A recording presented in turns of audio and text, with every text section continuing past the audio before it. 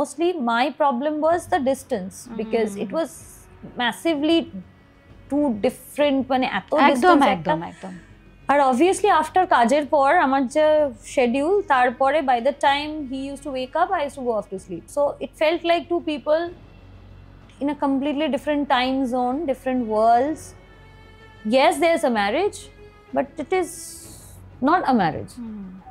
So then we sat together and aste aste we decided this will turn very ugly at one point of time because কেউ না কেউ একটা এবার rebel করবেই আর কি, এবং আস্তে আস্তে এবং এটা আমি বুঝতে পারতাম that it will not be possible for him to come down completely, it will not be possible for me. I tried, I lived there for 6 months but it did not work for me, এবং ওর ক্ষেত্রে এটা খুব difficult হতো না.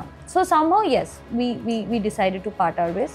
Okay, leaving that apart, মুশকিলটা হচ্ছে আমাদের দেশে এখনো ডিভোর্সটা is a taboo. Of course huge. আর ডিভোর্স মানেই হচ্ছে যে আমি মানে মহিলা either the husband has to be an abusive person or cheat or whatever, মানে he has to be a very bad human being. যদি সেটা না হয়, যদি ছেলেটা খুব ভালো হয় তাহলে তো মেয়েটা নিশ্চয়ই খুবই খারাপ কিছু একটা করেছে এবং না হলে সংসার টেকাতে পারেনি।